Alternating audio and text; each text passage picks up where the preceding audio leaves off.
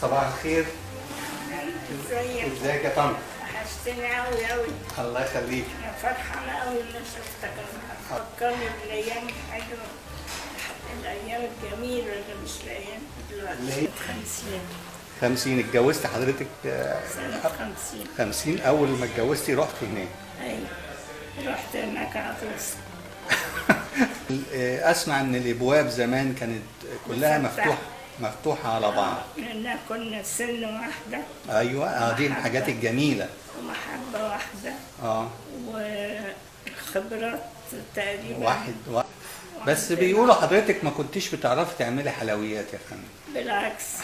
أنا كنت بعرف أعمل، من مامتي كانت معلماني. وكنا بنقعد نعمل كل حاجة. يعني كنت بتعملي الحلويات للناس في رمضان. في رمضان نعمل كل حاجة تعمليها وكانوا بينتظروا ايه بقى؟ الناس تنتظر كحك رمضان. كحك رمضان بتاع مين؟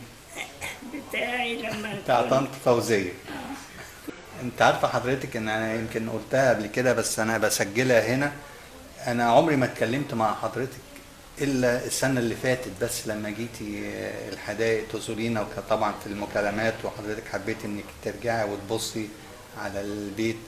بس انا كنت اقف في البلكونة شايف حضرتك يوم الخميس نازلة، تنزلي تروحي داخلة يمين في اول شمال وتروحي على الكوافير، ترجعي لابسه الاشارب بقى عشان ما تبوظيش تسريحه.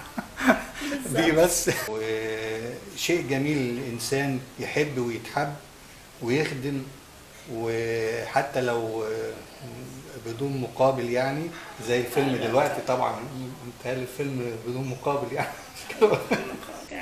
طبعا حضرتك انا بعمل الفيلم ده وهينشر طبعا، حضرتك موافقه عليه يعني اعتقد يعني؟ موافقه عليه طبعا. تمام. عشان بس انا سعيد جدا ان انا شفت حضرتك وسمحتي لي ان انا اجي اشوفك. اي نعم اتاخرت شويه. حفيدك وهو بيلعب كوره في نفس ما كنت انت بتلعب كوره.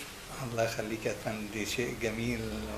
يعني انا كنت انا هعيش بقى. لا ان شاء الله. يعني انا كنت اتمنى ان والدي اقعد اقول له يا بابا بص عليا بص عليا، وبعدين انزل العب كوره وما لاقوش واقف في الشباك الا مره واحده. فحضرتك دلوقتي بتقولي ان انت كنت بتشوفينا معايا. انا كنت بشوف. فشفنا كلنا يعني كنا اي نعم شقاي وبنقعد نعمل نويزي كده فتره الظهيره دي، بس كنا تيم جميل. شباب الحته. شباب الحته الجميل.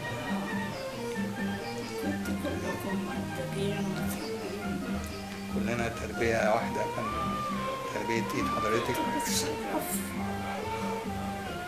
جميل جدا. انا سعيد جدا ان انا شفت حضرتك النهارده 11 ابريل 2019 خميس برضه.